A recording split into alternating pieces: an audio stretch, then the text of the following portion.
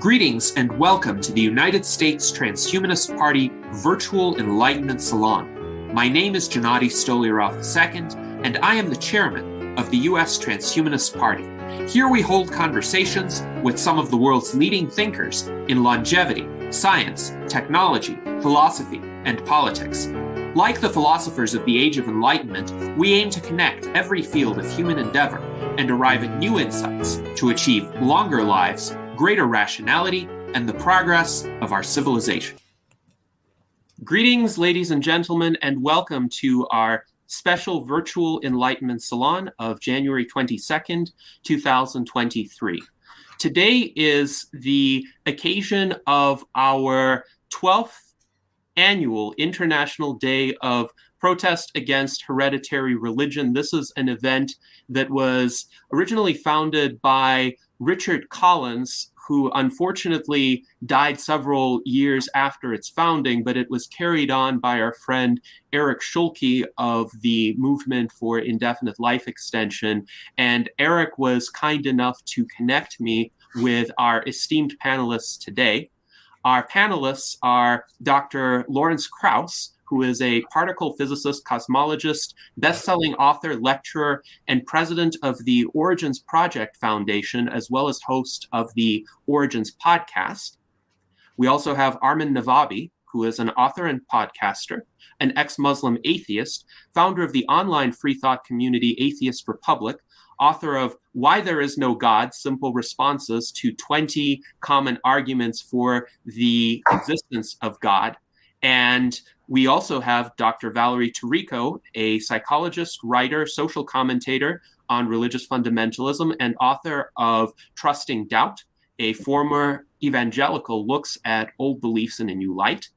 We have Dr. David Orenstein, professor and department chairperson at CUNY Medgar Evers College, a national and international speaker on issues related to the free thought movement, and the American Humanist Association's representative to the United Nations. He is also the co-author of Godless Grace: How Non-Believers Are Making the World Safer, Richer, and Kinder.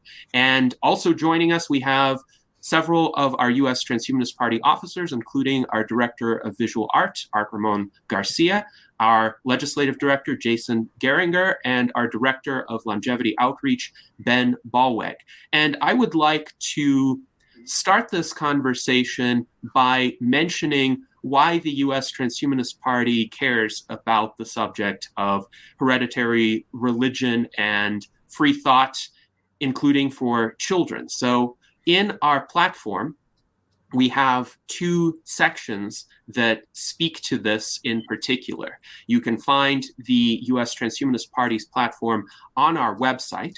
And section 23 of our platform reads, "The United States Transhumanist Party supports the rights of children to exercise liberty in proportion to their rational faculties and capacity for autonomous judgment. In particular, the United States Transhumanist Party strongly opposes all forms of bullying, child abuse, and censorship of intellectual self-development by children and teenagers." In section 25, our platform states, "The United States Transhumanist Party welcomes both religious and non-religious individuals who support life extension and emerging technologies.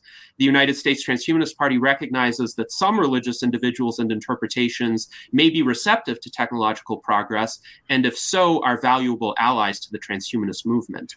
On the other hand, the United States Transhumanist Party is also opposed to any interpretation of a religious doctrine that results in the rejection of reason, censorship, violation of individual rights, suppression of technological advancement, and attempts to impose religious belief by force and or by legal compulsion." So with that introduction, I would like to give Dr. Lawrence Krauss the opportunity to make some opening remarks, and then we're going to have a question and answer session with him. So if you would like to think of some questions to ask Dr. Lawrence Krauss, please post them in the YouTube chat.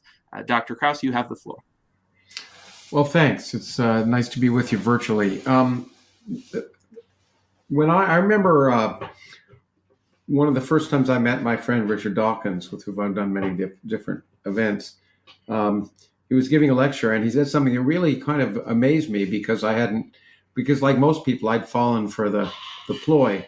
He showed a picture from the front page of a newspaper in the U.S. It was on Christmas Day, I think, and it was supposed to be a heartwarming picture, and it had four little kids uh, together, and it said, here's one Christian kid, here's one Muslim kid, here's a Hindu kid, here's a Buddhist kid, and they were 3 or 4 year old kids, and they were playing together, and you were supposed to feel good about the fact that here were all these different kids of different religions being able to play together. But of course, the point was, how can you call a 3 year old or a 4 year old a Christian or Buddhist or Muslim? Um, there's no way. It's like calling them a neoliberal or a conservative 3 year old, because they're just barely children. And that notion that we label children at that age by the religion generally of their parents is absurd. It's patently absurd. And I think it's amazing that we do that with impunity in our society. It reflects this notion that somehow it's okay to do that to children, and it's not okay.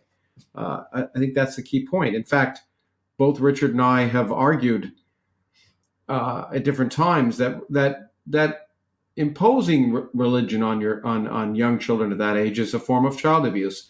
It's not child abuse like other kinds of child abuse, perhaps, but in the sense that you're restricting their ability to think freely and to be exposed to many philosophies. You are, in fact, committing child abuse.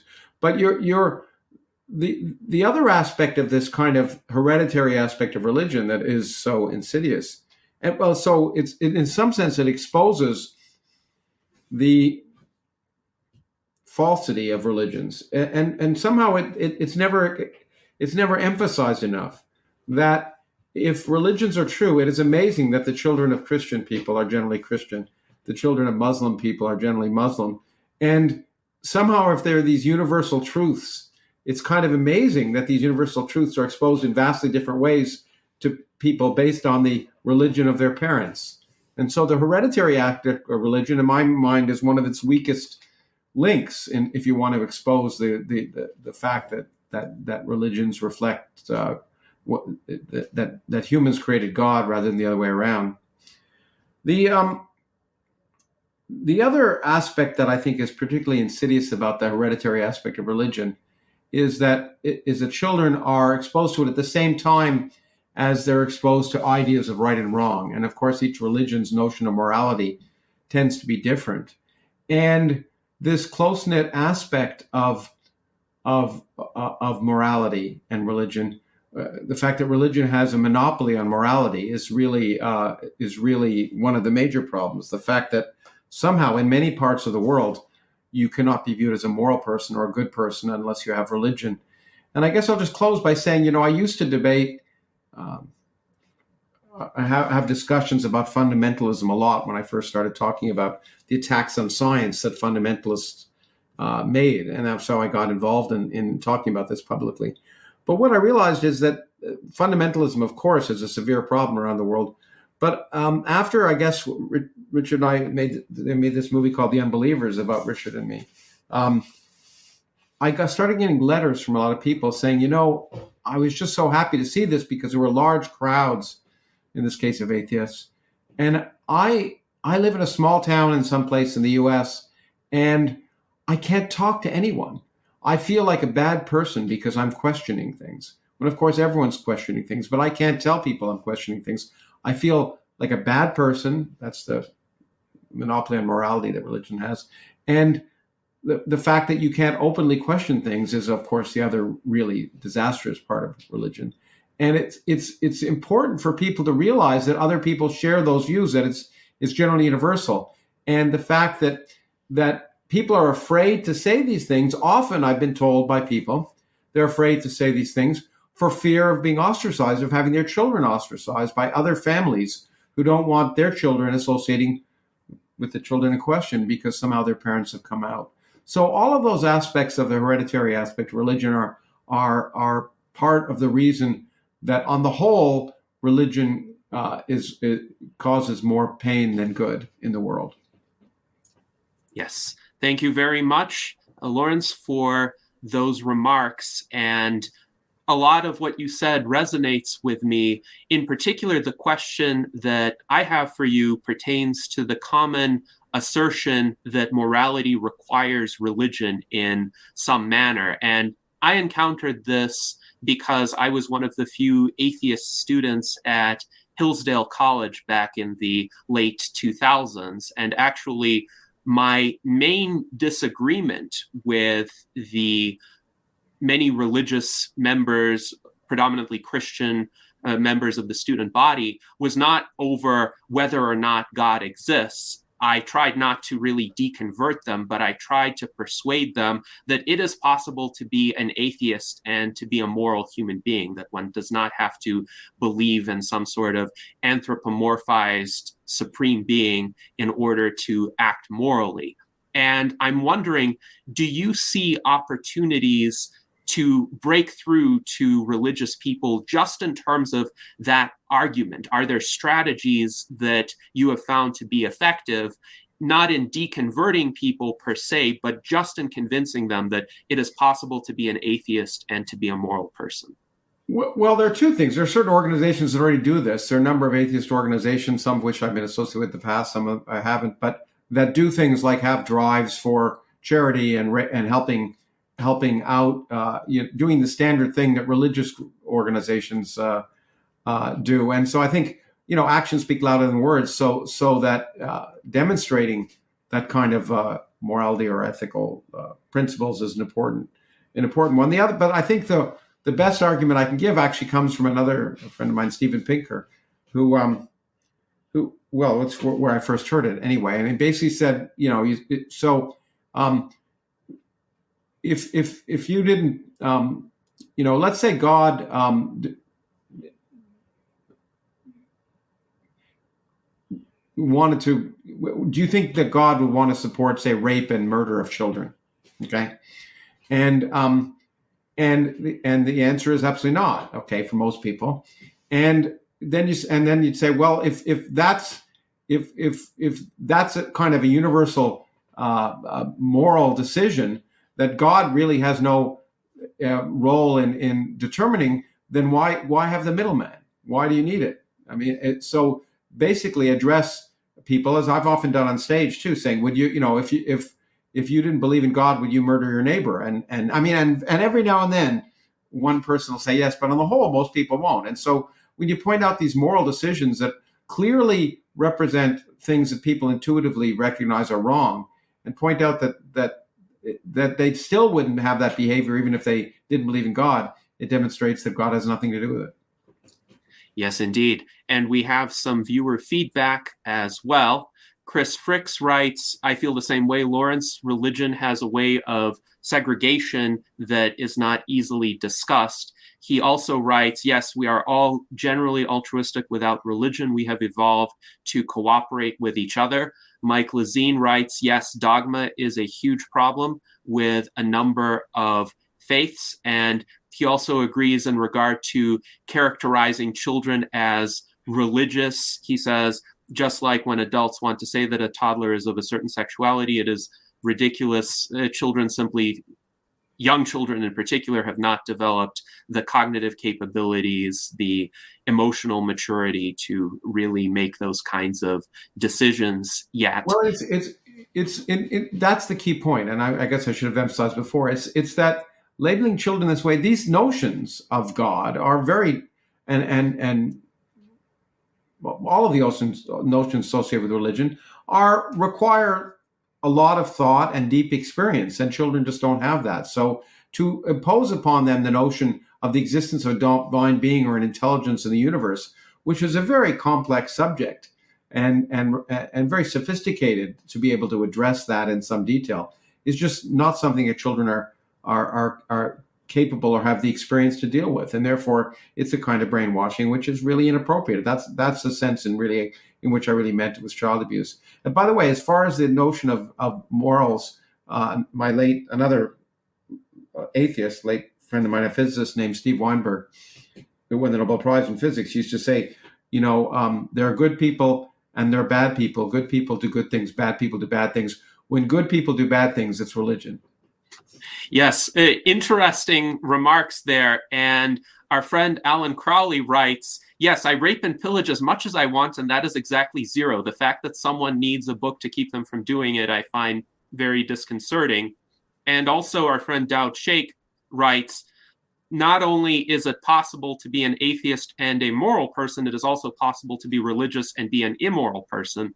And that is definitely something that needs to be kept in mind. That is, it seems that religion and morality are at best orthogonal to one another. And yes, there are definitely many religious people who are good human beings whom I respect, but it's not because of their religious framework. It is independent of their religious framework at the very least, and in some cases, despite their religious framework. So now I want to ask if anybody among the panelists has any questions for Lawrence Kress. Armin, please go ahead. Yeah, I just wanted to check if you think I'm giving good advice, because on our show on Atheist Republic, both on our English show and also on our Persian show, we often have in our audience parents who ask me if it's a good idea for them to tell their children that there is no God. And I usually tell them, maybe this is bad advice and you could tell me, I usually tell them no, because it's better not to give them the conclusion, but give them the tools to come to the right conclusion. I usually tell them to focus on teaching them critical thinking skills. And if they insist on, only tell them that you think there is no God, you don't believe in a God, if they insist on asking your opinion. But other than that, don't tell them that they have to arrive at this conclusion. But just give them the understanding, just give them the tools to be skeptical and understand what is a fallacy. And just, there are many tools right now for kids to practice these things. And I think that's what the parents should be focusing on. Do you think that's a good strategy? Of course. Because I'm not to do otherwise is just like brainwashing them about the existence of God.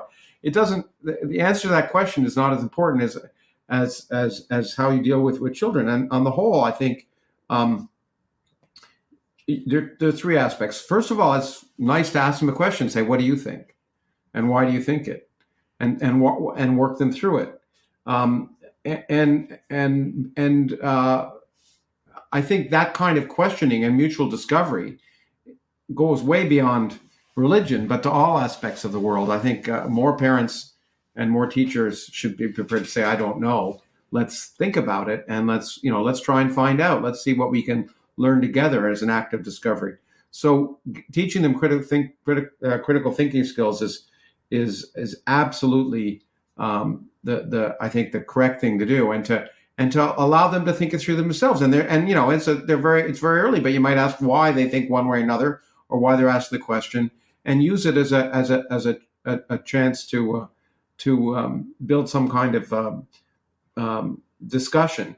And so there, I think there's little doubt that telling them one way or another, I think is the wrong thing to do. No doubt about it. Yes. Thank you. Thank you very much. And we have a question here from the Lone Wanderer's Bunker, who writes, whenever I succumb to the temptation of arguing with the religious, they always throw me the line, "I don't have to prove a positive, you prove the negative. I just have to walk away." Any tips on that kind of interaction? Well, I think you can. There are a lot of people. It's generally worth walking away from anyway, because you're not going to be able to convince them of anything. But I think you can use the line from Christopher Hitchens, who said, "That which can be asserted without evidence can be dismissed without evidence," and so perhaps that's one of the best ways to respond. I think proving a negative is not something you can do. In fact, I think it's important for scientists to point out that science can't prove the non-existence of God.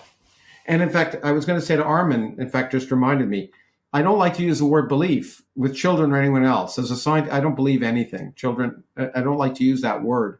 Things are either likely or unlikely.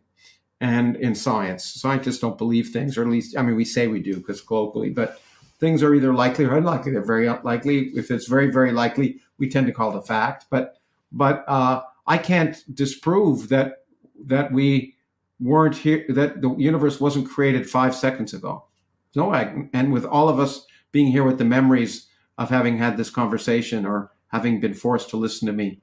And so I think the point to point out is you can just say, what's likely and what's unlikely on the basis of evidence, and evidence is what matters. And I think, and if someone is willing to believe something without evidence, I don't think there's much you can do other than try and have as I said to Armin, even for kids, but try to have a Socratic conversation with other people, to ask questions about how they think, rather than asserting one thing or another, because asserting things based on authority really doesn't generally get you anywhere anyway. Yes. And in those kinds of situations, to me, it seems the principle of Occam's razor is relevant. That is, the simplest explanation that is compatible with all of the available evidence is the one that we should adopt. So in this case, the simplest explanation is... It is a good thing, but it's not a universal guideline, because what's simple sometimes isn't realized till after the fact, especially as a physicist. Many things are not very simple until after, even when you create them, until well after the fact. I think better to say that it's not needed. We have no need of that hypothesis, or to respond like I think Bertrand Russell did. I can't prove there's no God, but I can't prove that there's also not a China teapot orbiting Jupiter. But it's just highly unlikely that there is. Fair enough. Though perhaps somebody, as a prank in the age of space exploration, might launch a teapot in orbit just to make that particular point.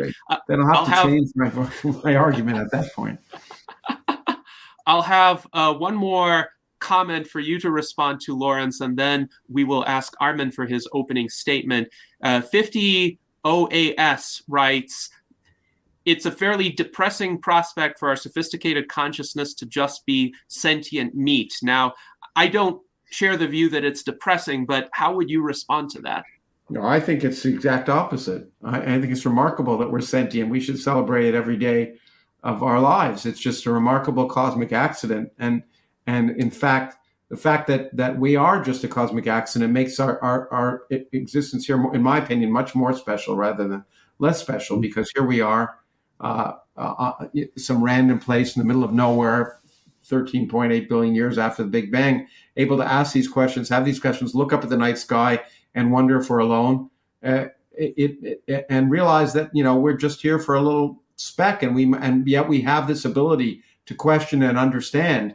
And what a shame not to use those abilities. Mm-hmm. Yes, indeed. And to me, the fact of existence is indeed quite amazing, and the most important value that I seek to preserve, and that we in the Transhumanist Party seek to preserve. So just because there's no God doesn't make it less valuable at all. In fact, for me, this existence is the absolute greatest state of being, with all of its faults and all of its problems, because it's much better than the alternative. Yeah. So, Armin, please go ahead with your opening remarks. All right, I'll try to be as quick as possible. So I have experienced, felt the cost of religious upbringing quite more than many people. As a child, I burned myself right here just to see, because how painful hell could be, because of the constant reminder that I'm going to be burned in hell. And I just tried to imagine that all over my body for eternity. And I could not imagine anybody being able to bear that for even 5 minutes, let alone an eternity. So before reaching the age of maturity where I would be responsible for my sins, I tried to commit suicide so that I do not commit any sins and make sure that I do not enter hell. I jumped out of the window from my school. I was unsuccessful. So when I reached the age of reason, I tried to become very religious. And by doing that, I realized, by studying religion and history and biology, I realized that none of this makes any sense. But when I became an atheist activist, religion, I left the country of my birth, especially because it was very religious. And I became a citizen in Canada. I started my atheist activism because I saw all the costs of religions, and because of my activism, I was targeted by governments of 3 countries. There was a call out for my beheading in Malaysia. A minister in Malaysia called out for a hunting down of our members of Atheist Republic. In India, there is 5 police cases against me and my co-worker, Susanna, for the CEO of Atheist Republic. The case against us, the blasphemy case against us, was brought up in the Supreme Court in India and also in the High Court of Delhi. And in Iran, they reached out to my parents when I was in Canada, trying to harass them so that they could get to me to stop my activism. So those are my personal experiences. Globally, I think the cost of religion is more significant than even some atheists recognize.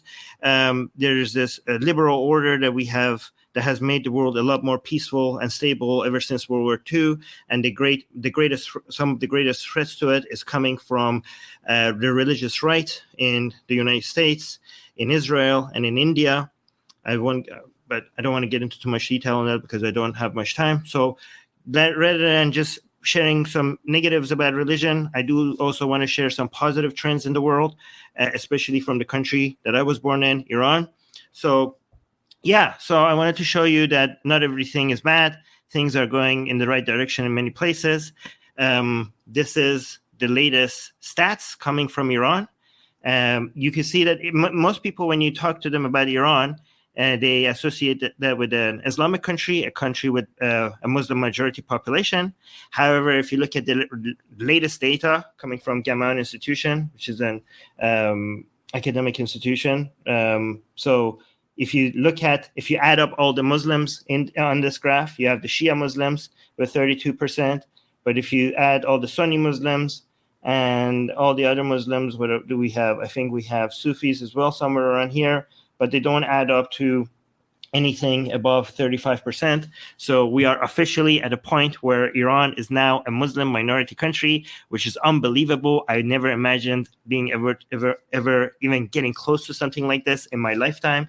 If you can see that the atheists and the nuns together and agnostics together, they add up to like more than 35%, which is comparable to European countries and North American countries, and even better than those countries. So it's quite amazing for a Middle Eastern country to have this many nuns, atheists, and agnostics. I am so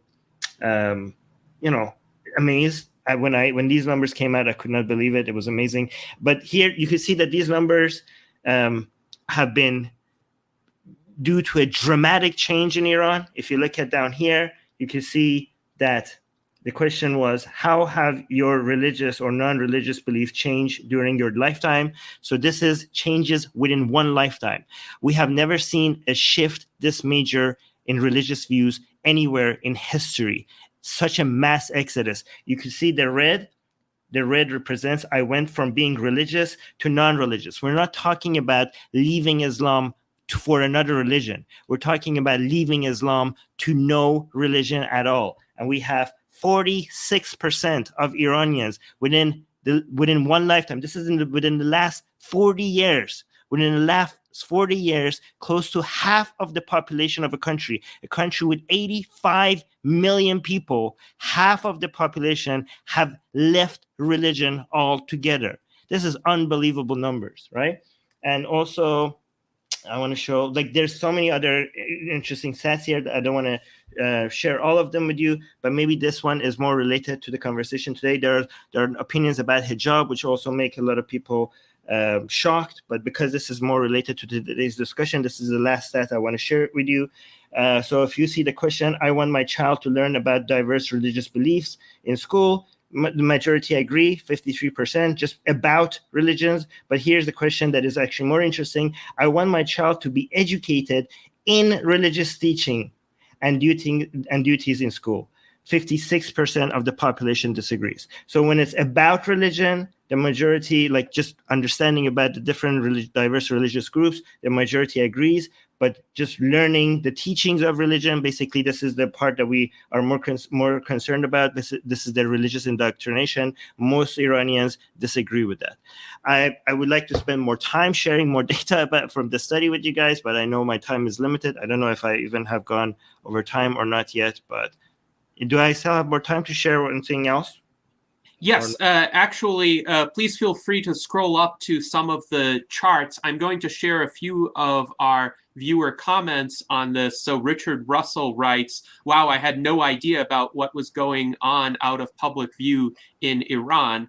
And John H. states that he read years ago that many young Iranians are even rejecting Islamic names and returning to using more traditional Persian personal names. And indeed, this is quite fascinating because in the minds of most Westerners, Iran is a theocracy, and it is, but that's pretty much what most Westerners know about Iran. They don't know about these underlying cultural and attitudinal shifts, which suggests to me that the theocracy's days may be numbered because no regime can last very long without at least a significant base of attitudinal support among the population.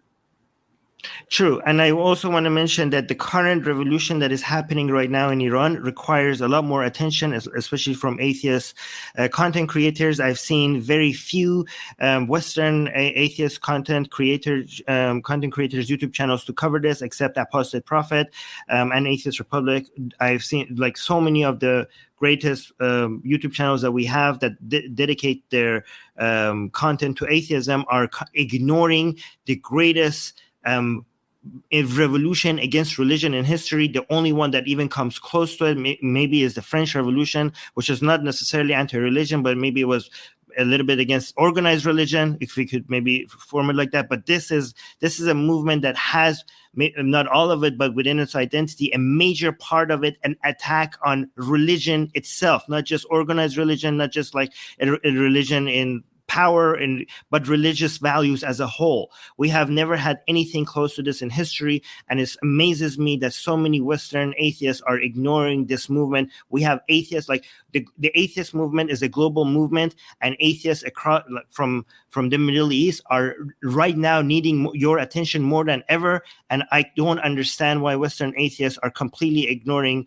their fellow atheists in the Middle East right now when they need them the most. So I beg of you, if you have any platform or if you have any form of audience, please, right now they're struggling, they're dying, they're being executed in the streets, they're being shot at, and there are people on death row.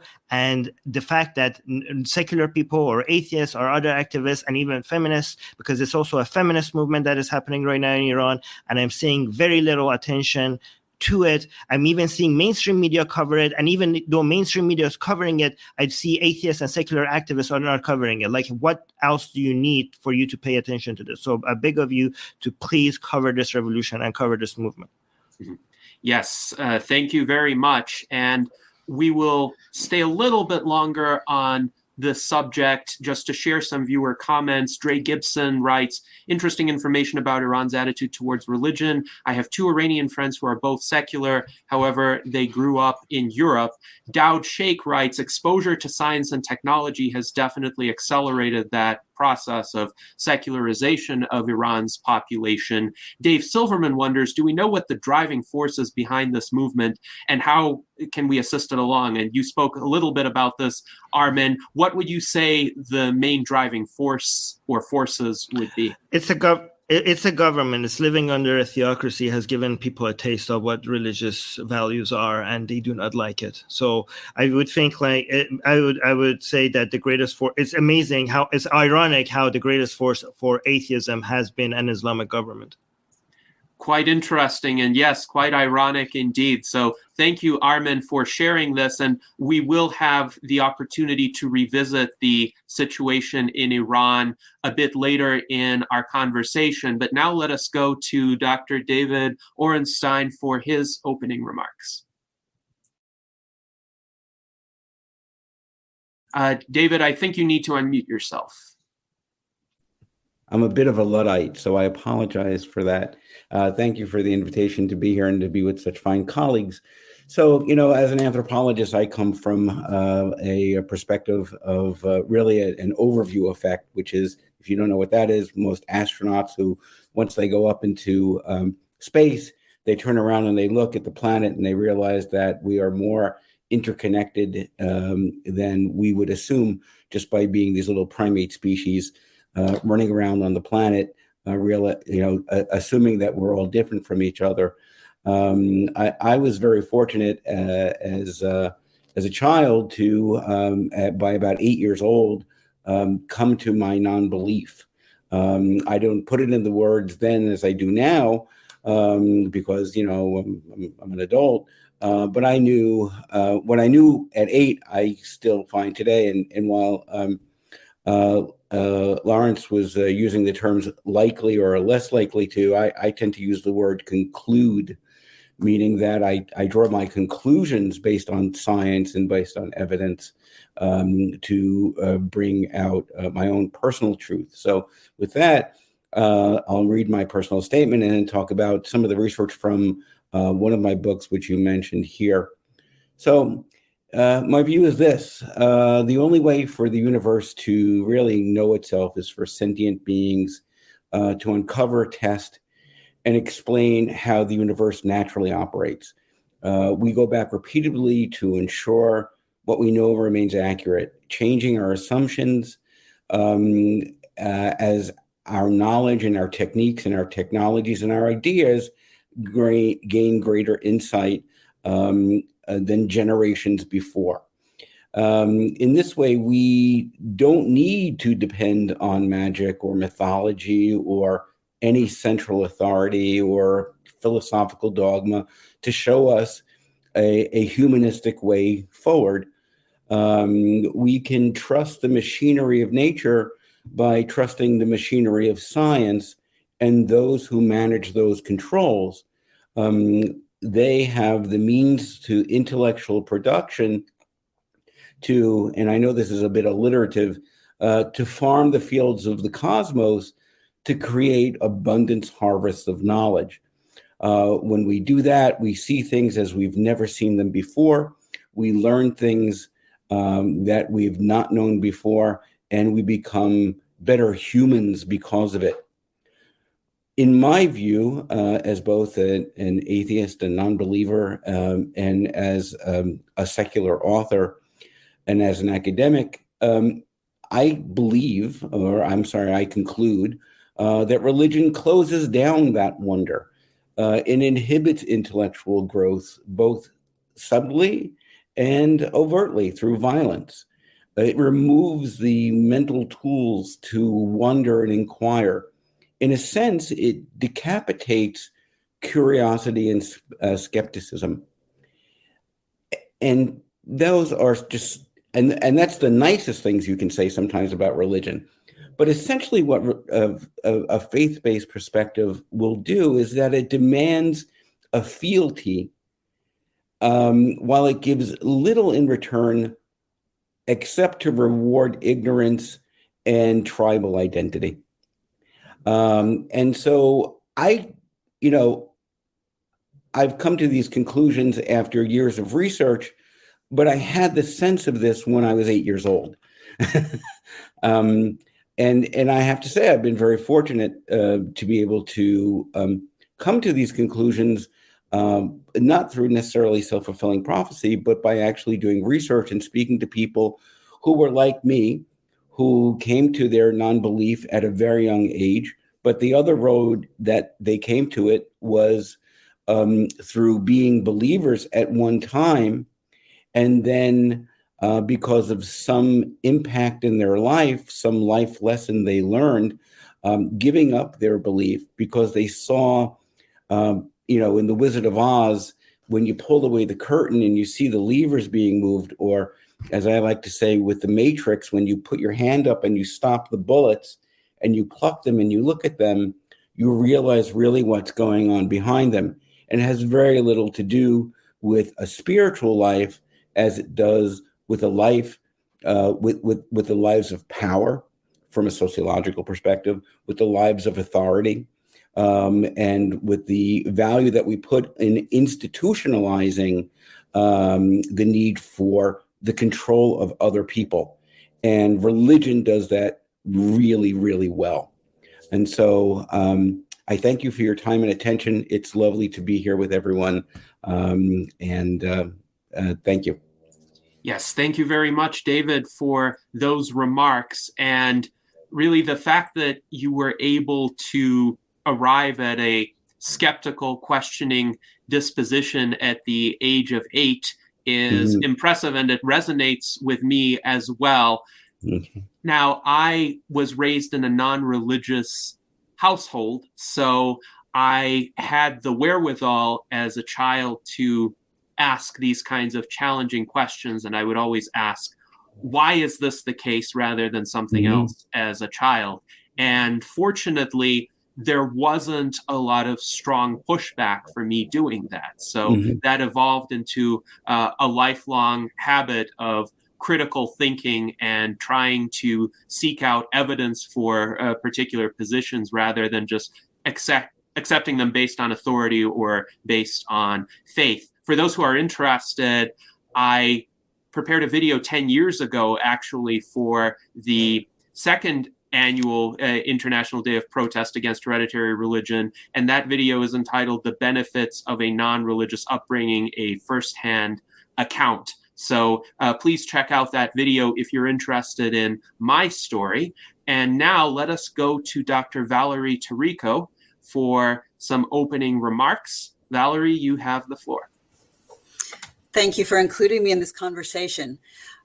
Some of you know already, I was raised in fundamentalist evangelical Christianity, so biblical literalism, and that is the primary lens through which I have both researched and critiqued religion. I want to say I was trying to kind of focus in on the childhood developmental and mental health aspects of hereditary religion in this conversation. And we just don't have a lot of academic research on the effects of religion on child development. And what we have was done here in the West. It's mixed. It doesn't kind of parcel out kind of the effects of kind of various forms of religiosity. But on average, what certain researchers have found in children who are being raised within hereditary religions is that they seem to be in grade school better socialized, but lower academically, and that their well-being, not surprisingly, was negatively correlated with parental conflict over religion. We know that child well-being and development is negatively correlated with parental conflict more broadly. So much of what we have to what we can say about what we can surmise about the child impacts of hereditary religion in childhood really comes from anecdotal information, so individual reports of their own lived experience. And if you go to a website like, for example, xchristian.net, you find literally thousands of those kinds of testimonials in which people talk very explicitly about what their own trajectory was through and then out of faith. What we know about those stories, if you kind of look at that anecdotal evidence, is that those individual stories correspond with a lot of things we know broadly about child development and thriving or the lack of thriving from research. For example, that corporal punishment is harmful to children and child development, whether it is religiously motivated or not. But I guess I would say that for people who are trying to parse this out, and I really hope that a new generation of researchers will come up and do more specific research on these questions about religion, now that we are able more societally, that there's more societal sanction for treating religion as a natural phenomenon and examining it using some of the same tools that we use to examine other natural phenomena. But in the meantime, I think that what I would suggest is that the effects of religion on child development and on mental health really depend on both the content of the religious beliefs and how they are practiced. So how coercive and authoritarian is it? Again, we have lots of evidence that raising children in authoritarian rather than authoritative homes, or kind of taking a democratic approach to parenting, is detrimental, although at the other end of the spectrum, permissive parenting can also be detrimental. How threat-based and fanatical and punitive is it? How much does it seek to generate fear of outsiders and outside ideas? How much does it either contradict or forbid evidence-based information from the outside world? And to what degree does it discourage or even forbid secular education? I have to say also that as someone who spent much of my adult life focused on family planning and the benefits of freely chosen and well-timed pregnancy, kind of tools that let parents optimize birth circumstances and family size, I can't help but wonder about the potential cascade of negative developmental impacts from this one single aspect of fundamentalist religion alone, that the idea is that women should let go and let God decide when and how their childbearing occurs.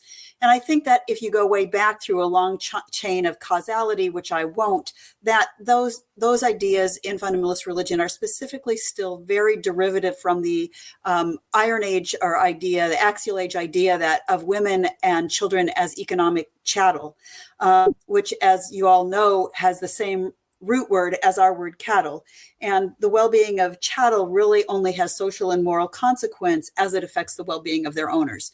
So I think that when we look at the kind of hereditary impacts of religion on children, we need to take into consideration that huge legacy in the way that it is, if not explicit, then even implicit in some of the more benign versions of the Abrahamic and other religions.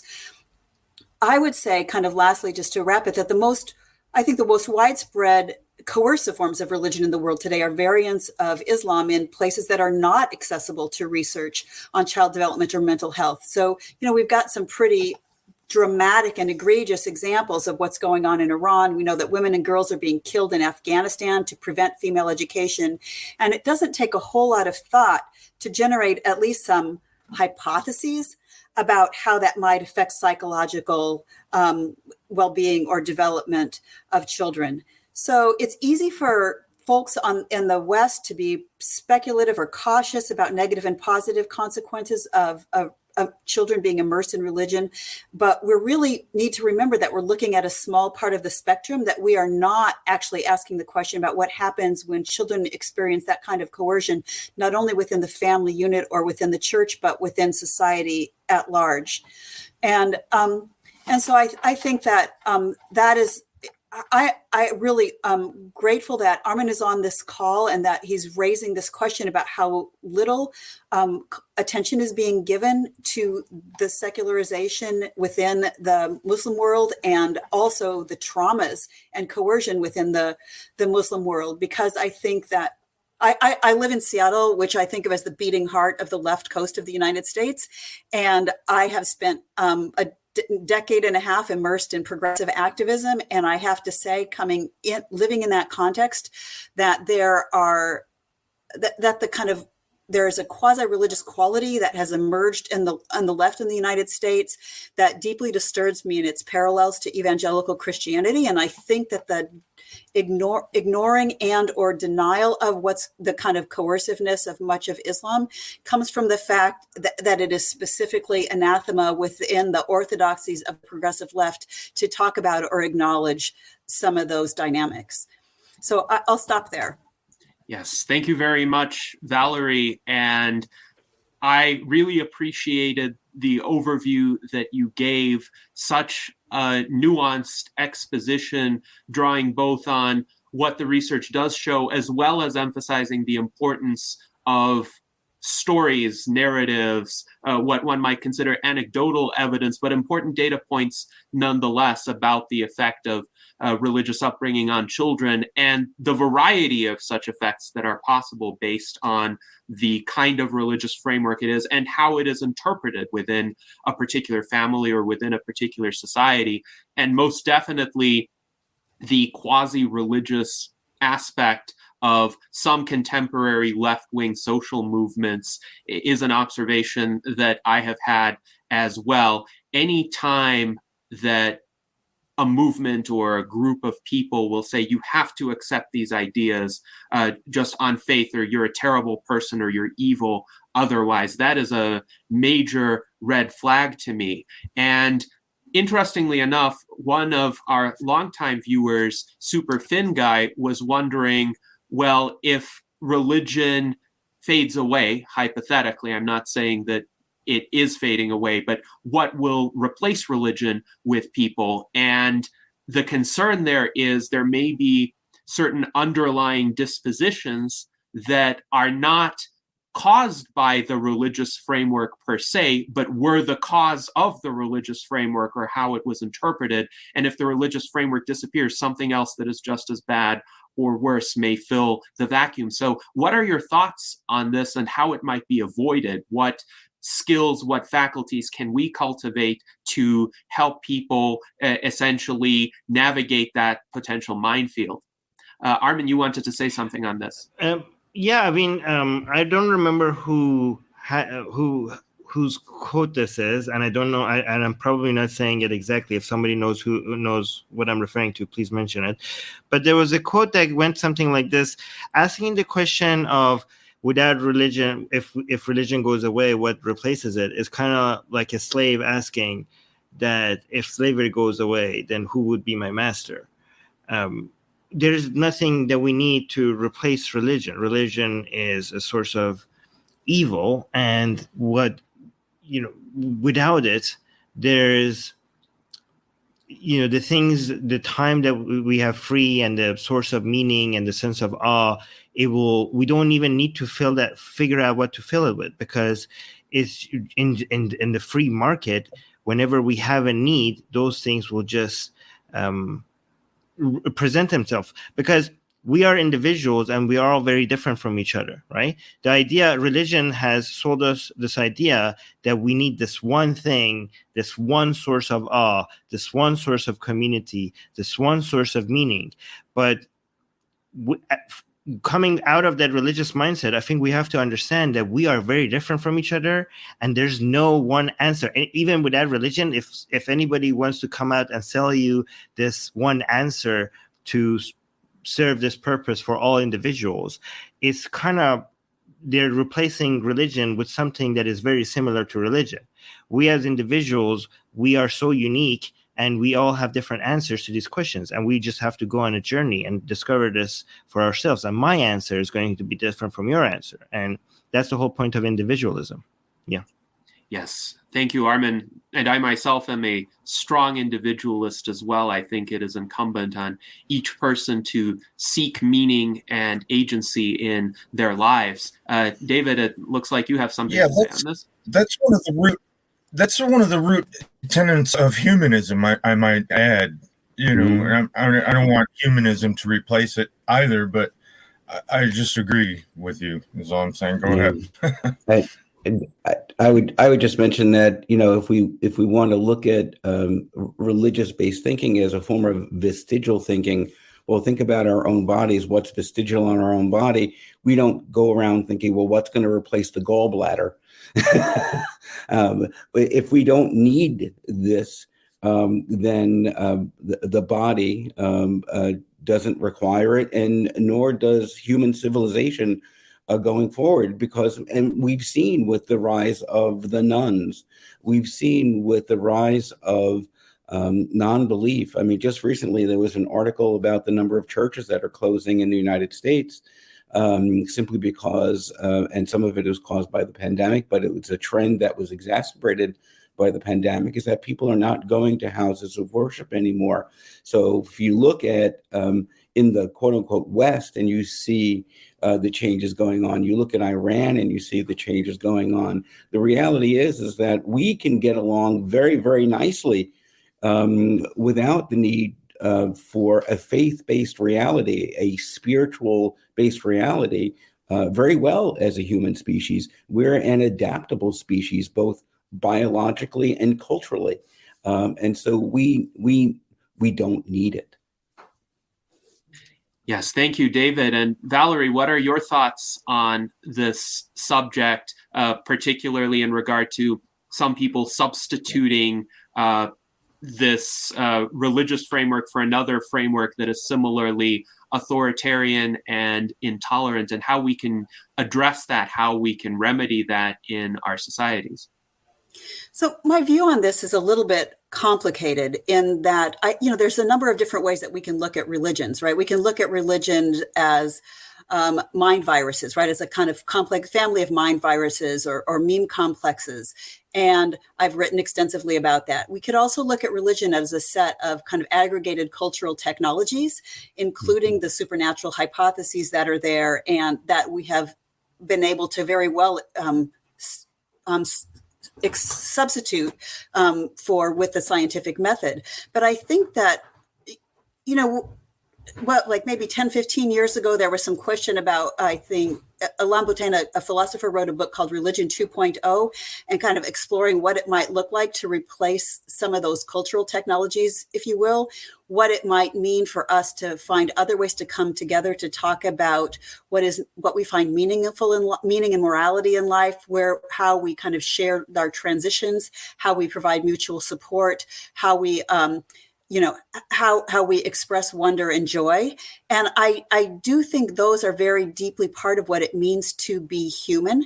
And then there were some experiments with that, with kind of secular Sunday kind of gatherings and things like that, that largely fizzled. So I think there's some unanswered aspects to that. What I didn't recognize during that time and during those conversations was how much religion may provide people with a sense of moral superiority, and that may be as strong a drive as all of those other things that I just mentioned. So when I look at some of the ways that what I might think of as secular religions have emerged during the 20th century and 21st century, kind of whether you're talking about communism as a secular kind of political religion, whether you're talking about some of the kind of things, the kind of cults that have emerged on the political left or the political right, I think that it's striking to me and a bit humbling how much people seem to have a need for bonding in communities that make them feel morally superior. And I don't know what the answer to that is. I would be interested if other people think that they've got some thoughts about where and how we might channel that in ways that feel constructive.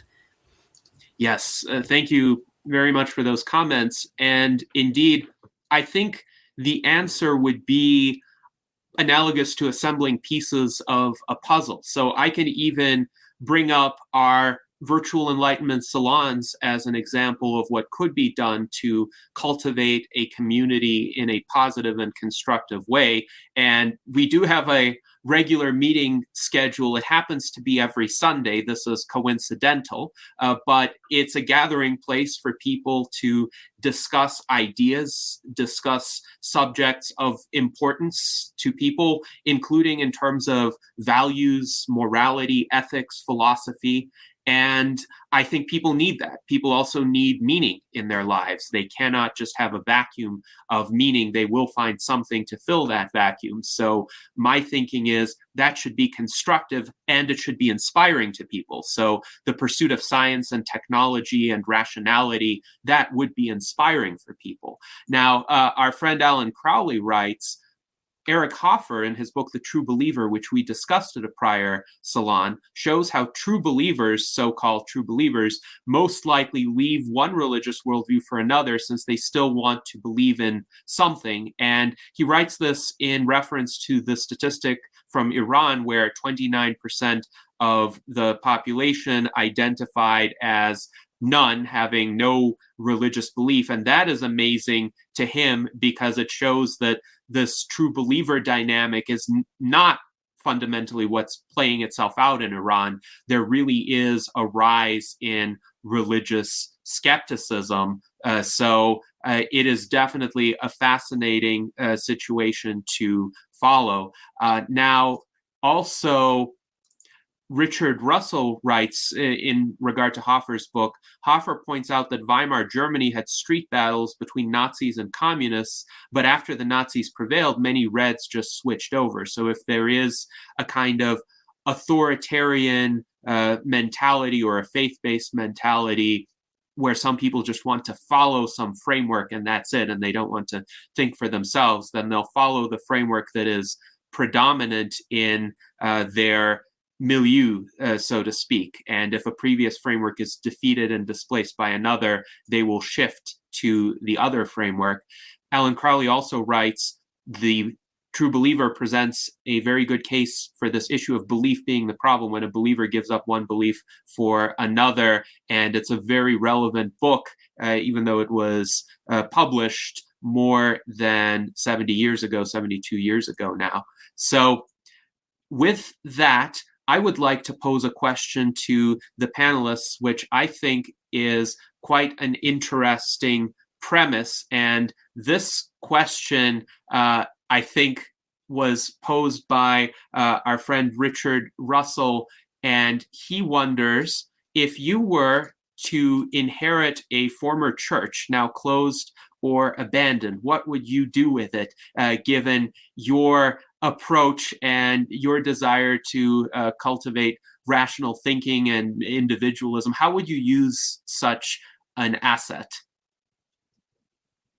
Who wants to go first? David, please go ahead. Thank you. Well, this almost became a reality for me about 4 years ago. I was in Lee, Massachusetts, and there was a church for sale. And I actually even put an offer in on it. The goal was to actually remake the church into a humanist center, to do all the things that a secular organization could do to enlighten the community within the confines of a building that was formerly used for worship of a deity. Now we're worshiping things like each other and science and art and literature. And so that was the ultimate goal. And I was inches away from the purchase when the people who were selling it actually changed their mind. So it's not even a theoretical question for me. It's one that's based in reality. But that's what I would do. Turn it into a place where people can come, regardless of whether they believe or not, and highlight the wonderful nature of our common humanity and the common dignity that we could all potentially all share, if we left those biases at the door and came in, and that door can be defined as anything, but certainly in that case. Thank you. Interesting. Well, I really wish you had the opportunity to bring that vision of yours to fruition. I wonder, did the owners back out because they had some inkling of what you were planning to do with that building, or were the reasons unrelated? No, I think the reasons, they just had a change of heart more than anything else. And it's funny because at the time, you may all remember Roy Speckhart, being the head of the AHA. I was in communication with him very often. We're buddies, saying him, this is what I'm planning to do. And he was very excited. So, we got close, but unfortunately it didn't really happen. Very interesting. Well, thank you for sharing that, Sure. David. Not quite a hypothetical even, but almost a reality. So Valerie, I'm curious what you would do if you were to come into the possession of such an old church building. That's a great question. I mean, when I've talked about it in the past, it's been in the service of having a local pub. But I think that my biggest thought, what I find intriguing about old church buildings is that they are situated, at least in the United States, in neighborhoods where otherwise kind of communal buildings are excluded, right? So within things that are zoned purely single family residential often. And so what I find most intriguing about the possibility of old church buildings is what it might mean to use them to generate a place-based sense of community where people come together, not around a set of orthodoxies, but around that aspect of religion that is about providing kind of mutual support, about the fact that within a lot of religious communities, people do take care of each other when they're sick, when they're widowed, when kids need kind of extra parenting, when there's no grandparents and providing substitute grandparents. I would be curious about whether we might be able to dissipate some of the energy around orthodoxy and righteousness simply by elevating a sense of well-being and connection. Yes, indeed. I think that's a very valid point, that zoning in some regards has led to a kind of alienation in communities throughout the United States, because all of these different parts of people's lives are so separated from one another. And in residential areas, most often people don't know who their neighbors are because they don't walk along the streets to go shopping. For instance, they go to a separate commercially zoned area to do that. They go to another area for their day jobs typically. And it would be nice to have a community center, whatever it is, if it's a humanist gathering hall, temple of reason, perhaps, to have people Makerspace. yes, or a maker space. It can be based on some sort of hands-on activity too. It can be based on any sort of shared activity that is constructive, that is fulfilling, that gives meaning and purpose to people. And that could create the kinds of social support networks that unfortunately have been greatly eroded in the United States over the past several decades.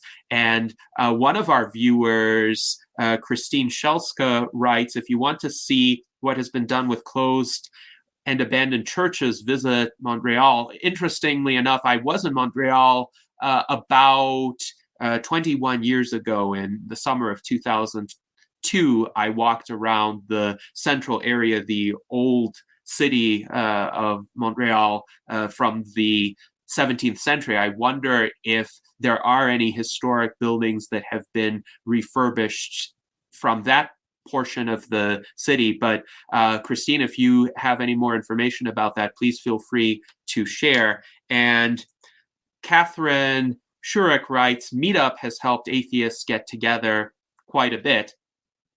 And Daniel Tweet writes, maker spaces as humanist churches, love it. Yes, this is definitely the kind of creative idea that can take hold. Now, Armin, if you were to come into possession of an old church or an old mosque, perhaps, what would you do with it? Well, this would require quite funding in addition to the church. But if I had the church and some funding, I would fill it up with statues of Enlightenment thinkers and have interactive displays under it where you could learn about them, about what they contribute, what their ideas were, how they changed the world with their ideas.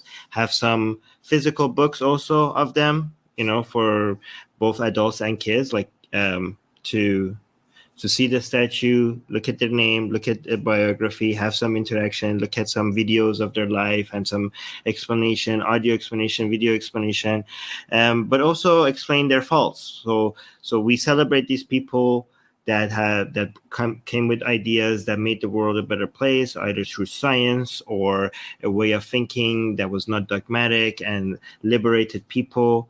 Like one for Voltaire, for example, one for John Locke, one for like a couple of scientists, but also mention as a way for us not to be dogmatic, to show how we differ from churches and mosques or temples. We do not shy away from their faults. So we celebrate all the things that they did good, but there's also a section associated for the things that we do not like about them, the views that they had that were harmful. Just to show that we don't turn the other people who we celebrate into saints and prophets. Yes, thank you very much, Armin. And I would be thrilled to attend such a display of the great Enlightenment thinkers. It reminds me actually of the library in Dublin at Trinity College that I visited in September of last year. I was in Dublin for the Longevity Summit hosted by Dr. Aubrey de Grey. And the day after the summit concluded, I, Liz Parrish, Dr. Michael West, and a friend of ours were visiting the Trinity College campus. And at the end of the exhibition we went to, we got access to this library, and there's a hall of busts, statuary of great philosophers from Socrates and Plato and Aristotle to John Locke, Isaac Newton.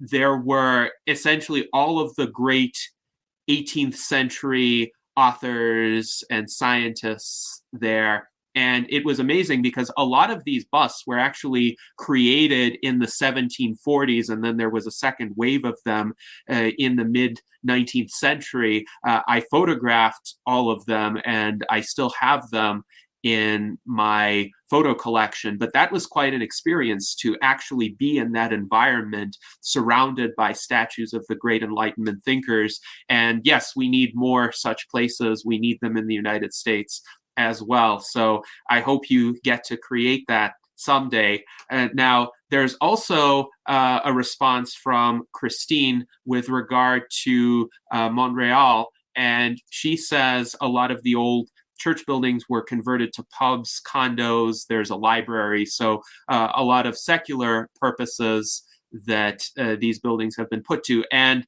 I think that's all great because those buildings, they have remarkable architecture. People did put a lot of time and effort and attention into them because they cared about making those buildings beautiful. So if there's something beautiful that is of this world, yes, let us convert it into a building that serves a useful purpose in this world. And I will also want to bring up something, since we do not shy away from criticism, even criticism that might not always make sense. Wesley Curry II says, "Buy Darth Kermit, Club of Satan." So I don't think we've ever been associated with Kermit. I want somebody to create an artwork of Darth Kermit, Sith Lord Kermit the Frog. Maybe use Dolly 2 or Midjourney or something like that, and we can put it up. I know, Armin, you publish a collection of blasphemous art on the Atheist Republic. Could you include Darth Kermit in there? Well, our blasphemous art is needs to be sexy, right? So we actually, that's the whole theme of our blasphemous art. We have like Muhammad, Jesus, Hindu gods and goddesses. That's what got me in trouble in India, by the way. Our blasphemous art. That's how I have police filings against me, because we have very beautiful, sexy arts of their gods, and I thought they would. Yeah, and I thought they would be grateful because we improved their gods. So I don't know how we would make Darth Kermit sexy, but we could try. So, yeah. Interesting. Well, I just think the visualization of Kermit the Frog as a Sith Lord is great. And it speaks to the value of tolerating one's critics, because sometimes they will give you something that you could not have come up with on your own. And I think this is how we differ from the authoritarian movements as well. I don't think anybody of, say, the left coast persuasion that Valerie was talking about would be thrilled to have their movement compared to Darth Kermit, or anyone in an Islamic fundamentalist theocracy would be particularly happy to be portrayed that way. Now, Ben, you said you worked in a church turned architecture firm right after college, and that is also another purpose to which those buildings can be put. But more generally, Ben, do you have any questions or comments for the panel? Yes, I have a few. I might as well just start at the top one.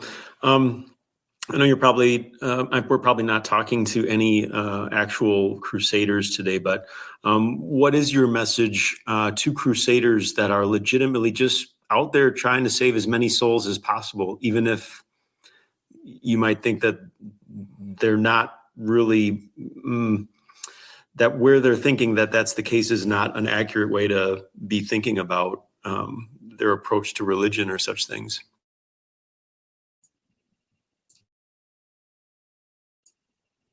Oh, I'm actually grateful both to, I think you're talking about like Christians or Muslims who are trying to genuinely care about you and trying to serve you. I actually I actually use them quite often as an example of how you could be against someone's belief system or lack thereof, right, and still be in support of them, because I'm constantly fighting Islam, Christianity, and Hinduism, and I try to convince people that doesn't mean I'm against Muslims, Christians, or Hindus or Jewish people. And this is an example that I use. I tell Muslims, like, can you imagine a Muslim who is fighting atheism, passionately fighting atheism, because they care for atheists and they are trying to save them from hellfire? Like, so our conclusions are different, but the motivation is very genuine love and care. Can you imagine that? And like many Muslims, like, yeah, I can imagine that someone being against atheism because they have love for atheists because they're trying to save them. I'm like, great.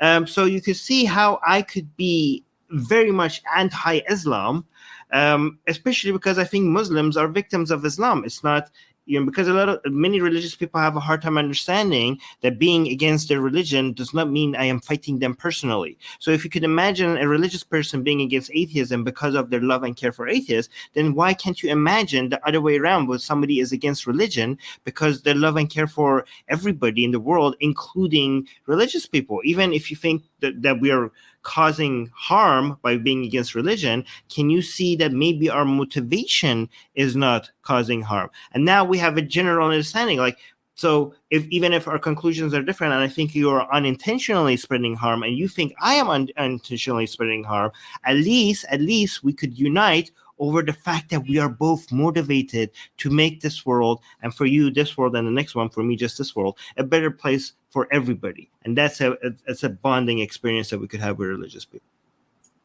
Very interesting. So people of intense persuasions, even diametrically opposed intense persuasions, can bond in that way based on their shared intention, their very earnest intention to help people see the truth as they perceive it. David, please go ahead. I tend to agree with parts of what you're saying. I think that in reality, sometimes that really does fall apart. I've been part of many of quote unquote interfaith discussions, and there's still a very tribal nature to belief, and that tends to, even with the good intentions of people who want to build bridges, and I always want to build bridges because I see the humanity of everyone. Is that the good intentions don't continue to build that bridge? That there's a lot of excitement, there's a lot of interest. A lot of plans get made, maybe a couple of activities happen, and then it sort of just falls apart until it bubbles up again. My personal ideas are that of, in a secular society, people can certainly do as they wish, without, as long as your rights end at where your fist comes to my nose, right? So as long as you're not punching me, you have a right to, if you feel like you want to try to save my soul or the people who are like me in the sense of being non-believers, go right ahead. I won't try to stop you. Although, my feeling is that my personal belief is that you're probably wasting your time. But and I have plenty of friends who are Orthodox in every, Abrahamic faith and non-Abrahamic faith that you can think of, both as colleagues and friends.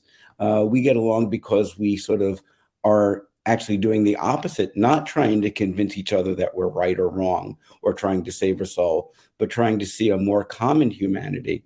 And then I think that goes even a longer way to making things better for all of us. Thank you.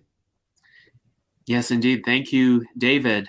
And yes, I think it's very important to try to find some common ground with people, to see them as more than their belief framework, whatever that might be. Right. And that, I think, does create the opportunity then for one's ideas to be heard and for one to perhaps dispel certain stereotypes that prevent constructive collaboration. So this is what I was trying to do when I was a college student. I would write a lot of essays. I would have conversations with people challenging the premise that morality requires religion and pointing out many areas of similarity. There was a situation where a fairly intelligent and thoughtful Christian student, after a long conversation with me, I think he had a kind of relapse into dogmatism, and he said, well, you and I can have nothing in common because you don't follow the same faith that I do. And I asked him, well, do you believe that 1 + 1 would equal 2? And he said, yes. And I said, well, this is something that we have in common. So let's take that foundation, however large it may be, and build off of that and perhaps find some other things that we have in common. And I think that had an impression on him. I think he kind of reconsidered the very aggressively dogmatic stance that he had taken. Now, Valerie, how would you suggest dealing with these kinds of intense religious crusaders? Well, I think that, again, coming out of evangelical Christianity, and there's some, the street epistemology folks are kind of doing the best they can to figure out how do you create opportunities to challenge or provoke thought in people whose belief system is essentially like a smooth-walled cylinder. But I think that the fact that many of them perceive us as lacking a moral core, and that they have what Lawrence Krauss called a monopoly on morality, creates an opening in that the more somebody stereotypes you in ways that don't fit you, the more you have the chance to mess with their perception of you, right? So I have a brother who's gay, and when he was first coming out, I said, all you have to do to mess with people's stereotypes of gay men is just go out into the world and be yourself, because he didn't fit those stereotypes. And I think the same is true for those of us. If we can be out in a gentle kind of non-confrontational way about the fact that we are various forms of non-believers, and then we continue to manifest the kinds of qualities that they've been told or taught don't exist in non-believers, that messes with their categories. Yes, indeed, because it defies their stereotypes of what non-believers are like. And I definitely have tried to do that myself. So there are some caricatured portrayals of atheists that, of course, don't correspond to reality at all. And when I was at Hillsdale College, I presented myself in a similar way to how I present myself now. And I dress fairly conservatively, even for that kind of environment. I always speak quite politely to people. I listen to what they have to say, even if I disagree with it. And I think a lot of the students there thought, well, atheists are just these very strident, quasi-Satanistic types of people because they haven't actually encountered an atheist in the real world before. It's just they were susceptible to the propaganda they were taught as children, and their autonomous portions of their lives had just begun, essentially, when they came to the college campus. So hopefully I was able to give them at least a more nuanced perspective. Richard Russell has an interesting idea of inviting Jehovah's Witness and Mormon missionaries to one's house at the same time and letting them debate one another. I think that would be quite amusing. And my historical approach to such missionaries whenever they approach me would be just to say, well, I'm an atheist. I'm a strong atheist. I've thought this through. You will never persuade me. But perhaps I could pursue a different approach and say, well, yes, I will agree to speak with you, but we have to have some missionaries of another faith there at the same time, and you have to speak to them as well. And I will watch you discuss religion with one another. But that's an interesting suggestion. Now I want to go to Art Ramon and see if he has any questions. Not so much questions, more comment. Yeah, I see this big fight coming between secularism and religion, and it kind of has to deal with technological singularity. So it's like both groups are going to try to define that narrative. What is technological singularity? The secularists are going to want it to be more of a human-based transfiguration where people are sort of exalted by enhancement. And the religious are going to try to bring about this sort of end times prophecy type narrative where it's going to be some sort of God that comes down from the heavens and uplifts humans into some sort of angelic state. So do you see anything like this? I mean, I see it, but what do other people think? Do you see this battle coming between secularism and religion? Let's see. I am constantly seeing this in Muslim spaces as a fear tactic. There are many tools that Muslim content creators, the conservative ones, use as a way to scare people from the world liberal order taking over everything and destroying everyone's lives, destroying family values, destroying everything that is wholesome about society. And sex positivity is one of them. Gender, transgender issues is another one as a way for them to scare everybody. Low birth rates, higher divorce rates. These are the scary things. But one of the ones that is their favorite is transhumanism and the technology. Basically taking over our lives away from what's natural and what God intended towards this satanic plan, which is transhumanism, right? And they are seeing that as quite in line with liberalism. So they see liberalism and science and transhumanism and Satanism quite as sometimes the same thing, with the same goal of moving away from what God intended. And they see the technological progress as a weapon of Satan to take us towards this direction. They constantly look for signs within transhumanist societies or movements over the Apple sign or anything that is they could associate with something satanic, and they have so many conspiracies. They are looking for the sign of the beast and many other signs. I don't know why they look for that. That's a Christian symbol, but Muslims are now obsessed with that. Many of them, but it's quite a focus on many of these content creators to transhumanism and the fear of what that, and they have this idea of like humans will have nothing to live for. We will all be machines serving, the powers that be, whether it's Illuminati or Satanists. So yeah, I constantly see that as a fear tactic among Muslim YouTube content creators.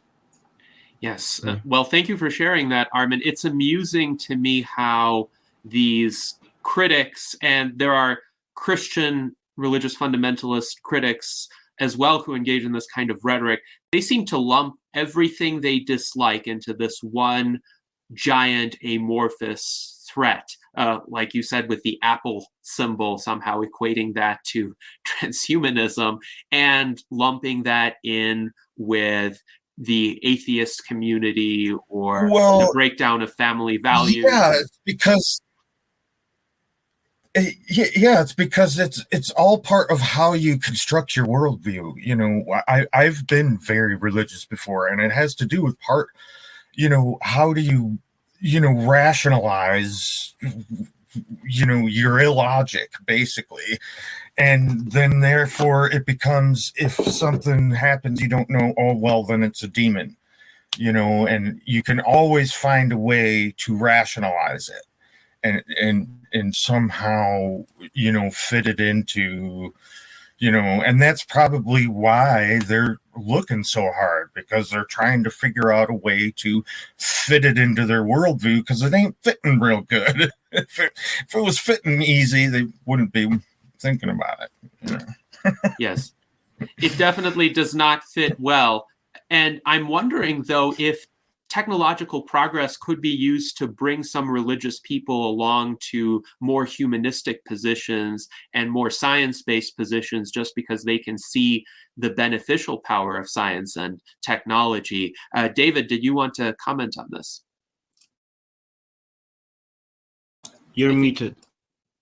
There's a few things, and I always take the anthropological perspective when someone says it's too much technology. Well, you have to ask, well, where do you want to go back to? Do you want to go back to the Iron Age? Is that your comfort level? Do you want to go back to the Stone Age, the Bronze Age? I mean, at what point do it's okay to have these questions and these ethical concerns about how it is that humans manage and manipulate their technology. We've been dealing with that since humans have been humans. But the question is,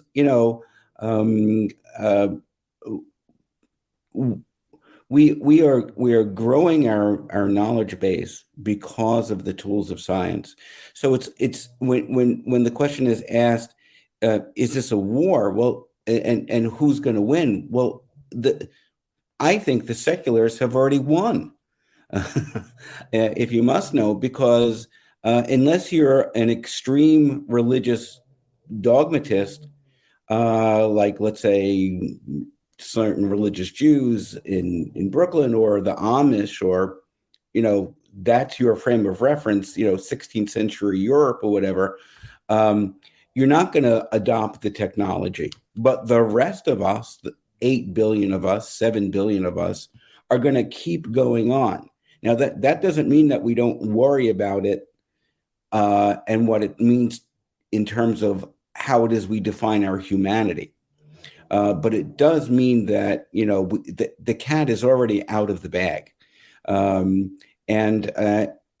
we should see this as not all technology, including transhumanism, as an extension of our human existence and not an evil part of our existence.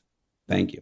Yes, absolutely. I completely agree. And I often say that many people, the majority of people perhaps, are implicit transhumanists without even necessarily being aware of the term, because of how they use technology to transform what they're capable of in their lives. And there was an artwork about transhumanism that Armin just showed, but it's a safe for work version. So if you want to share it, it's completely safe for work. It's completely safe for work.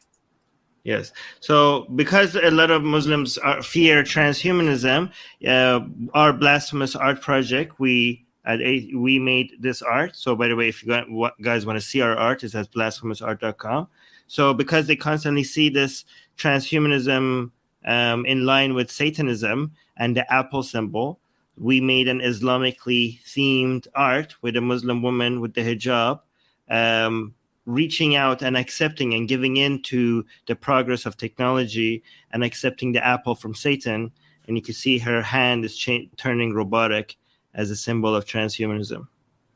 Yes, very interesting adaptation of the Islamic fundamentalist critique of transhumanism into this artwork. Yes, I quite like it. It's interesting too. You see the shards of stained glass around the woman, kind of this almost holographic stained glass. It's as if it's taking part in the transformation of the hand into a robotic hand. And also the apple for us symbolizes knowledge, because it was the fruit of knowledge in the Garden of Eve, and it's quite amazing that the religious people see that as a sin, accepting knowledge. So we actually kind of twist that around in our art and see that as something positive, like you're accepting knowledge from the devil. If the devil is supposed to symbolize giving knowledge to mankind, then we,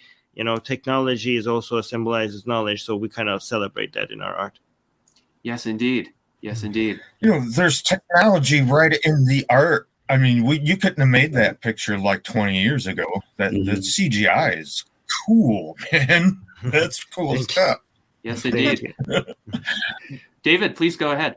Oh, yeah. I was just going to mention there was this cartoon some years ago where they had these what essentially are cavemen sitting around, and they're two old guys, and they're like, "Oh, look at these young kids with their Arshulian tools. Don't they know us old Lawan tools were much better?" And yes. For those of you who understand early tool industries of Pleistocene living, and some people might fear the control of fire was too much technology. I don't know. Yes, indeed. And I think to some extent that is perhaps just a function of status quo bias, what people are familiar with, what they have experienced, especially early on in their lives, tends to be a kind of anchor point for them, and they have a difficult time unless they make an active mental effort to accept something that departs from that or tries to improve upon it.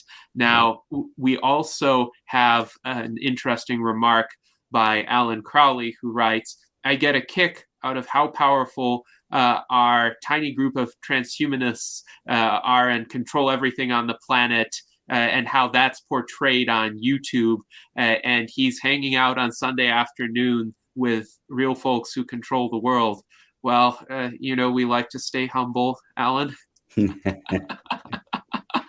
But Valerie, what are your thoughts on perhaps the future dynamics in regard to how religions respond to technological advancement? Do you think it's more likely that there will be a religious fundamentalist backlash, or that the majority of religious people will essentially get taken along by the technology into a better world, a world where they come to see the benefits of science and perhaps the benefits of a more humanistic approach as well? Well, I've heard it said that at least in Christianity, what we're looking at is the death rattle of perhaps the Abrahamic religions, that they are increasing. If you look at what happens with cults and religions, is that the more beleaguered they feel, the more countercultural they are, the more rigid and dogmatic and aggressive they tend to become. And so what you see in fundamentalist Christianity, at least, is this. It's all reactive to the culture around us, right? And the fact that the mainline denominations of Christianity largely adapted to the kind of, the Industrial Revolution, the scientific method, the information age, and that you've got these holdouts. And so what I might expect is that there will be pockets of holdouts around the world in the various axial age religions, people who retreat, if not into, like the Amish have, into kind of, 500 years ago in Europe or whatever it was, but the kind of present day in the United States, or the present day in Iran, or the present day in India, and carve out insular communities of thought and perhaps mutual support for themselves. Of course, the technologies make us all much more vulnerable. And so we look at something like ISIS and how much destruction they were able to inflict on people around them who didn't share those regressive beliefs. And I think that's kind of the biggest question I have is, I think I kind of agree with David that in some ways we've come up with something so much better.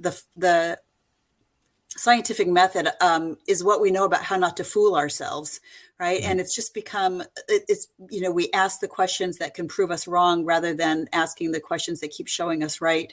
And I think that, to that degree, religious dogmas are in fact outcompeted.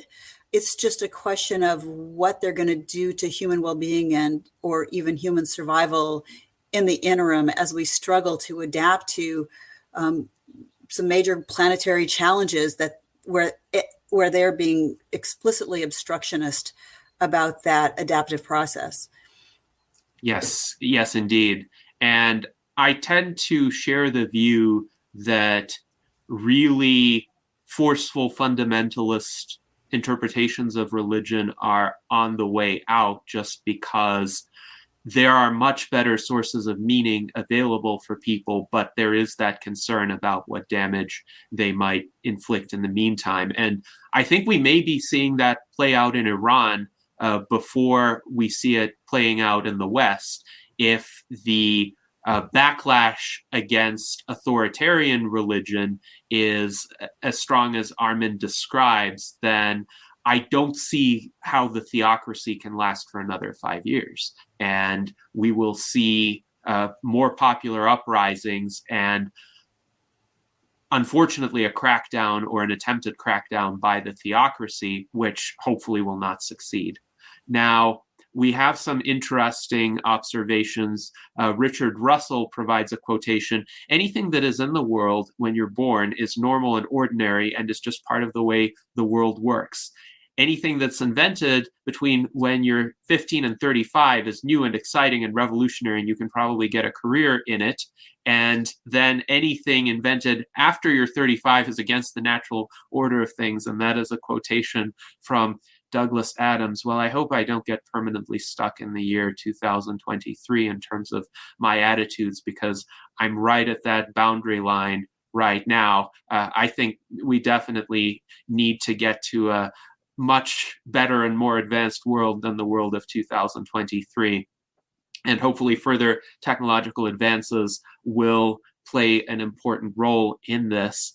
Now, also, it was noted that some of the anti-transhumanist YouTube videos are hilarious. Mike Lazine points out that there are videos dealing with Sophia the robot being 666 and so on. And actually, I met Sophia the robot in person in 2018 at the RADFest conference. RADFest stands for Revolution Against Aging and Death.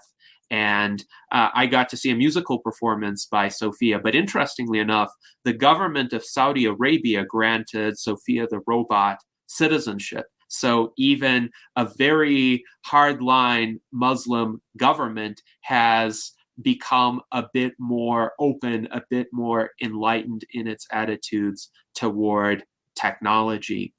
Now, Jason mentioned in our internal chat that his problem with indoctrinating children with religion is centered around the fear that is involved. So, Jason, would you like to expand on that? Yeah, I think that's the problem. Little bit of history. My mom, I guess, I don't know what you call it, atheist, but she allowed me to travel my own path and learn things my own way. And I ended up kind of getting all religious anyway for a while. I was Pentecostal.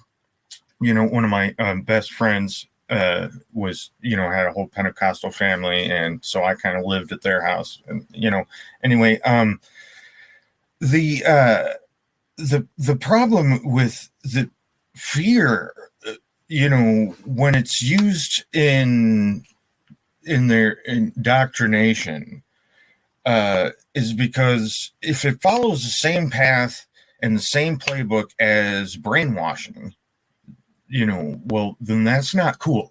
We could probably all agree that brainwashing is probably not cool, right?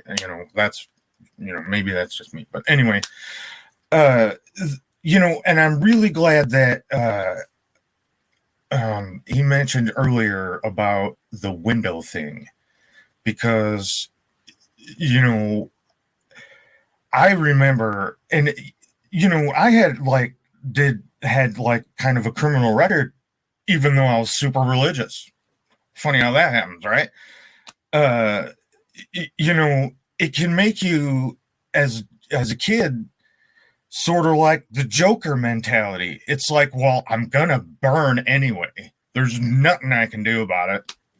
So, It puts you on death ground, as Sun Tzu would say. You're going to die and burn anyway, so, why not go crazy, basically? And that's not cool, especially for kids that can't handle it that good, and that is what is basically the main thing that got me to realize that there is a big problem here. When I had my son and looking at him, and here I'm looking back and I'm realizing that I've lived just in a state of utter terror 24/7, for the last years. And would I want that for him? Would I want my kid to be just in a complete utter state of terror over me punishing him for something? No, because I love him.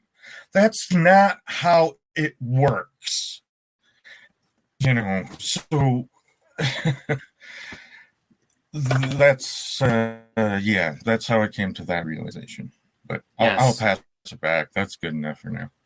And definitely the element of fear that is often used as part of religious indoctrination is quite traumatic to children, and it leads them into a fear-based worldview as opposed to a reason-based worldview. So they may choose to do something or not do something because they're afraid of what will be done to them rather than appraising the objective benefits and risks of that activity and trying perhaps to have more positive motivations. So it's just not sustainable. Mm-hmm. Yes. And that's what I like about humanism. Not that it needs to replace a religion or anything, but it's sustainable. You're not doing it because, you're afraid of burning in hell or because, they say it's the rules are the right way to do. It's because you believe that it's the right thing to do. It's like a religious person that has grown up. They're still religious. They still believe in right and wrong. They just do it for different reasons, is all. That's it. Well, I think it is very important to connect morality to this world. And a comment from one of our viewers, Charles Zorn, will, I think, be helpful here. He writes, the claims of saving souls promise protracted supernaturality. Saving human lives preserves natural humanity, improves tangible human conditions and civility. So a focus on this world as essentially the beneficiary of our moral actions and other human beings as beneficiaries of our moral actions as well. Now we have about 7 minutes left in our salon, so I would invite each of our guests to provide closing remarks. Anything else that you would like to say, any ways in which you would like to sum up this conversation, please feel free to state them here. Who would like to begin? Let's see, David. First, I've learned to take myself off of mute. That's one of the teachable moments for me. First I want to, of course, thank everybody for attending and for the invitation to be with such a great group of people.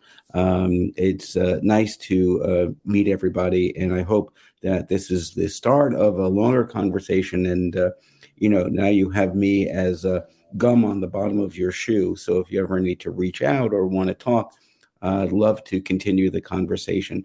But I think for me, the lessons are that, as there are one, and last count, right, 1.8 billion people on the planet, but of that, about 1.2 billion people are people without any religion or who might be spiritual but not religious. And that we can't forget that there's an awful lot of us, and we're not going anywhere, and that our movement is growing, whether we call it transhumanism or modern atheism or humanism, whatever we want to call it, and that we exist in every walk of life, on every continent, and in every community. And I think the most important thing is for us to remember is that when we talk about these issues of technology or human rights or any of those things, that we are connected to something much bigger than even ourselves, because if if longevity means anything, it means that not only do we live on, and this is the anthropologist in me talking, not only do we live on in the genes of other people quietly, but we live on in their voices when they remember us. So the question I think we have to ask is, how is it that we, as links in the chain, evolutionarily, biologically, culturally, plan to move the stone up the hill a little bit more? And there's a million ways to do that, right? Through advocacy, through financing, through public speaking, through whatever those methods are. And so I would feel very strongly that we continue to question, to continue to use our curiosity, and to continue to build on all the positives that have come out of this program and what we do just in general. So thank you.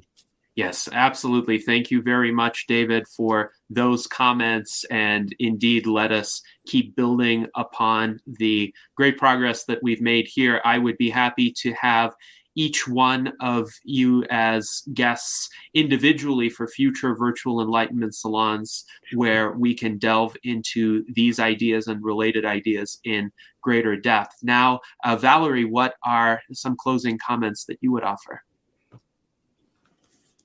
I actually just want to use this opportunity to underscore what Armin said earlier about finding ways to call attention to and support the transition in Iran and in other places in the Middle East. The religious right in this country is not going to be supportive of that. Is not going to, because even though they are often very critical of Islam and Islamophobic, that they also kind of dehumanize people who are different in a way that means that they're not going to be supportive. So it falls to us who are kind of in the center and on the left to provide that support. And as conflicted as it is with the anxieties about Islamophobia, we need to find ways to call that out and to elevate what's happening.